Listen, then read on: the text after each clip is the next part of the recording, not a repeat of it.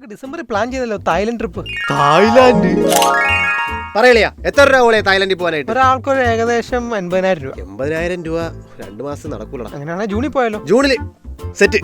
നീ പറഞ്ഞ ജൂൺ കഴിഞ്ഞിട്ട് ഇപ്പൊ 1 വർഷം കഴിഞ്ഞു. ഈ ഷവർമ്മ സാക്ഷി നിർത്തി ഞാൻ ചോദിക്കുക, എനിക്ക് എന്തായാലും നിന്റെ കൂടെ തായ്ലൻഡിൽ പോകാൻ പറ്റുമോ? ഈ വർഷം ജീവൻ ഉണ്ടെങ്കിൽ നമ്മൾ പോയിരിക്കും. ഈ ഇരിക്കുന്ന മുളവാണ് സത്യം. എടാ തായ്ലാന്റ് അടുത്തോലെ അവിടെ തന്നെ കാണുമല്ലോ, നമുക്ക് അടുത്തൊല്ലാം പോവാം. കയ്യിൽ പൈസ ഇല്ലാത്ത കൂടെ അല്ലേടാ. എടാ നീ ഇപ്പൊ ഈ കഴിച്ചുകൊണ്ടിരിക്കുന്ന ബിരിയാണിക്ക് എത്ര രൂപ? 150. എടാ നമ്മൾ രണ്ടുപേരും കൂടി ഒരു മാസം ഒരു 10 ബിരിയാണി എങ്കിലും കഴിക്കുന്നുണ്ട് അല്ലേ? അപ്പൊ 1500.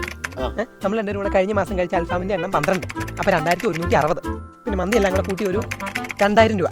പിന്നെ ഷവർമ്മ എല്ലാം കൂടി 1000 രൂപ. പിന്നെ ചായ കടി അല്ലറ എല്ലാം കൂടെ എന്നാ ഒരു 7000 രൂപയാണ് ടോട്ടൽ. ഈ തായ്ലൻഡിൽ പോകാൻ നമ്മൾ തീരുമാനിച്ചപ്പോൾ മുതൽ 7000ന്റെ പകുതി 3500 രൂപയെങ്കിലും മിച്ചം വെച്ച് 30 മാസത്തെ ഒരു KSF ചിട്ടി തുടങ്ങിയിരുന്നെങ്കിൽ ഇന്ന് നമ്മളെ ഒരു 1 ലക്ഷം രൂപയെങ്കിലും കണ്ടാൻ.